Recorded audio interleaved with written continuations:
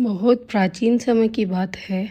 एक राज्य में आर्यकेतु नाम का राजा था। धर्मात्मा था, दानी था, पर एक दोष था, उसे अपने पुण्यों पर घमंड था। वह हर यज्ञ के बाद घोषणा करवाता, ऐसा दानी राजा धरती पर दूसरा नहीं। एक दिन दरबार में एक वृद्ध सन्यासी आया। उसकी आंखों में अजीब सी शांति थी। उसने राजा से कहा, राजन, यदि तुम सच में अपने पुण्य जानना चाहते हो तो आज आधी रात शमशान में आ जाना। राजा चौंका, पर जिज्ञासा अधिक थी। चारों ओर अंधेरा, कहीं कहीं बुझती चिताओं की राख, हवा में अजीब सी निस्तब्ध था। राजा डरते डरते पहुंचा। वहां वही सन्यासी एक चिता के पास बैठा था।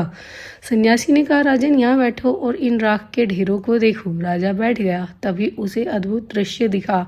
हर राख के ढेर से एक हल्की ज्योति उठ रही थी। सन्यासी बोला, ये उन लोगों की आत्माएं हैं जो अपने कर्मों के साथ यहाँ आए हैं।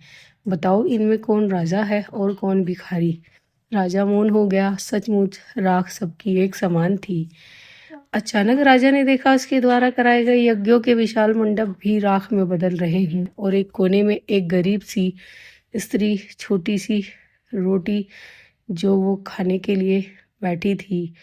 सन्यासी बोला, राजन, यज्ञ का धुआं ऊपर उठता है पर निष्काम कर्म सीधा ईश्वर के हृदय तक पहुंचता है। राजा का सिर झुक गया। उसे समझ आया, वह दान करता था पर प्रसिद्धि के लिए, वह धर्म करता था पर अहंकार के साथ। अगली सुबह राजा ने घोषणा कर दी, अब से कोई दान, कोई यज्ञ बिना नाम के होगा और स्वयं शमशान जाकर मृतकों के परिवारों की सहायता करेगा।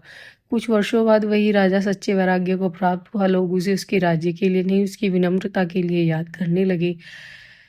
कथा का संदेश यही है कि मृत्यु सबको समान कर देती है। अहंकार से किया गया पुण्य भी बंधन बन जाता है। सच्चा धर्म वही है जिसमें मैं नहीं होता है।